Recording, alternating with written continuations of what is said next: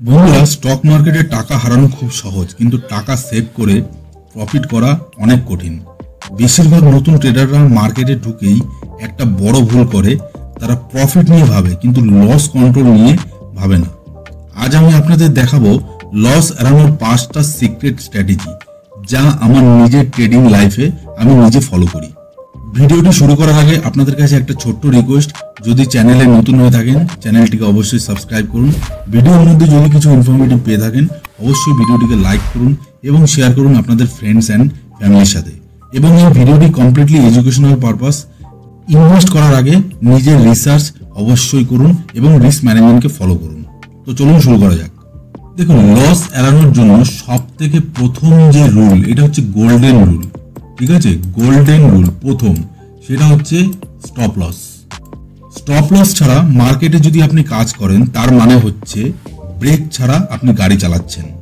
প্রতিটি ট্রেডে আপনি যে ট্রেডই করুন না কেন, যে কটা ট্রেডই করুন না কেন, প্রতিটি ট্রেডে আপনার লস প্রিডিফাইন্ড হওয়া উচিত। ধরুন আপনি একটা ট্রেড নিচ্ছেন, আপনার ক্যাপিটাল হচ্ছে 10,000 টাকা।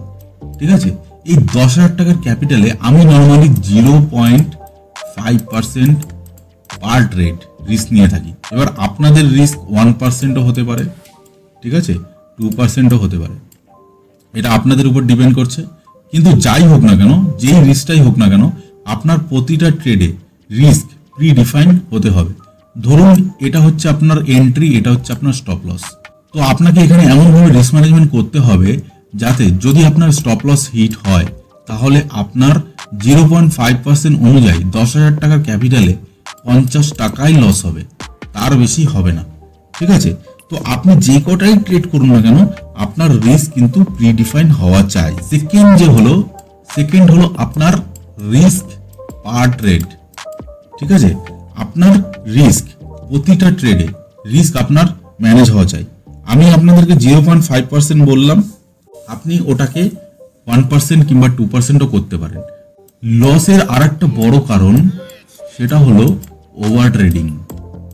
ঠিক আছে, ওভার ট্রেডিং হচ্ছে লসের একটা অন্যতম কারণ। দিনে 2-3টের বেশি ট্রেড নেবেন না। আপনি যখনই কাজ করবেন, 9টা 15-তে মার্কেট ওপেন হয়, ঠিক আছে, 9টা 15-তে মার্কেট ওপেন হয়, 3:30 মার্কেট ক্লোজ হয়। এই যে টাইমটা আপনি যদি ইন্টারডে ট্রেড করে থাকেন, আপনার ট্রেড আগের থেকে প্রিডিফাইন হওয়া উচিত যে আপনি 2টোর বেশি ট্রেড করবেন না কিংবা 3টার বেশি ট্রেড করবেন না। ওকে, তো আপনার ট্রেড প্রতিদিন রিস্ক ম্যানেজমেন্ট হিসাবে আপনার লস প্রিডিফাইন থাকবে, আপনার রিস্ক ম্যানেজমেন্ট থাকবে, সাথে আপনি কটা ট্রেড করছেন সেই হিসাবে। আপনি যদি 3টে ট্রেড করেন, তাহলে আপনার 0.5%ও যদি আপনি রিস্ক নেন, কিংবা 1%, ধরুন আপনি 1% রিস্ক নিচ্ছেন, তাহলে আপনার পার ডে রিস্ক থাকবে 3%। ওকে, এবং আপনি যদি 1:2-তে কাজ করেন, তাহলে আপনার পার ডে 1% যদি রিস্ক থাকে, সেখানে আপনার 2% আপনার প্রফিট হবে। ঠিক আছে, আপনি যদি 3টে ট্রেডে প্রফিট করেন, তাহলে আপনার সেক্ষেত্রে হবে 6%।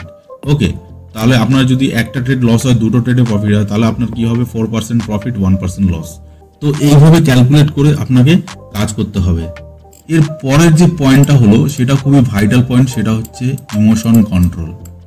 ঠিক আছে, ইমোশন, যখন আপনি কাজ করবেন তখন কিন্তু আপনার ইমোশন কিন্তু মার্কেটে কাজ করার সময় দেখা দেবে। ঠিক আছে, গ্রিড অ্যান্ড ফিয়ার হলো লসের মেন রিজন। ট্রেডিং প্ল্যান আপনি আগের থেকে লিখে রাখুন। ট্রেডিং যখন আপনি করবেন, ট্রেডিং প্ল্যান আগের থেকে লিখে রাখুন এবং সেই প্ল্যান অনুযায়ী আপনি কাজ করুন। আপনি যখন মার্কেটে কাজ করবেন, কালকে মর্নিংয়ে যখন মার্কেট ওপেন হবে 9টা 15-তে, সেই সময় আপনি কোনো ট্রেড প্ল্যান করবেন না।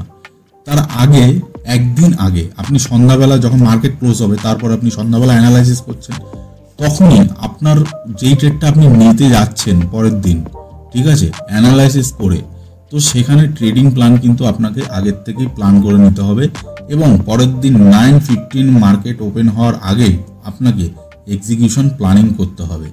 মার্কেট ওপেন হয়ে যাওয়ার পর আপনি কিন্তু কাজ করবেন না, কারণ ইমোশন আপনাকে কিন্তু ভুল রাস্তায় নিয়ে যেতে পারে। তাই ইমোশনকে কন্ট্রোল করবেন এবং আপনার ট্রেডিং প্ল্যানকে ইন অ্যাডভান্স প্ল্যান করুন। পরের যে ভাইটাল পয়েন্ট, সেটা হচ্ছে জার্নাল। ঠিক আছে, আপনারা কি জার্নাল মেনটেন করেন? জার্নাল হচ্ছে একটা খুবই ভাইটাল রোল প্লে করে স্টক মার্কেটে কাজ করার সময়।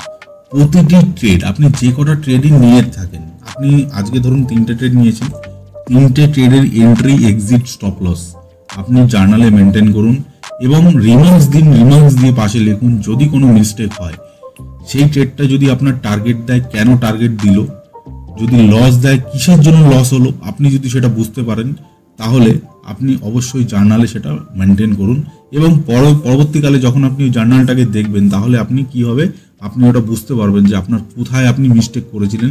তো সেই মিস্টেকটাকে ইন ফিউচারে আপনি এটাকে রেকটিফাই করতে পারবেন এবং সেই ক্ষেত্রে আপনার কি হবে, একই ভুল বারবার হবে না। ওকে, তো জার্নাল খুবই ভাইটাল রোল প্লে করে। অবশ্যই আপনি জার্নাল মেনটেন করুন যখন আপনি মার্কেটে কাজ করবেন। মনে রাখবেন, বড় প্রফিট হয় ছোট লস ম্যানেজ করার মধ্য দিয়ে। আপনারা কোন স্ট্র্যাটেজি বেশি ফলো করেন কমেন্ট বক্সে অবশ্যই জানাবেন এবং ভিডিওটি যদি ভালো লেগে থাকে অবশ্যই ভিডিওটিকে লাইক করুন এবং চ্যানেলটিকে সাবস্ক্রাইব করুন। দেখা হচ্ছে পরের ভিডিওতে। নমস্কার।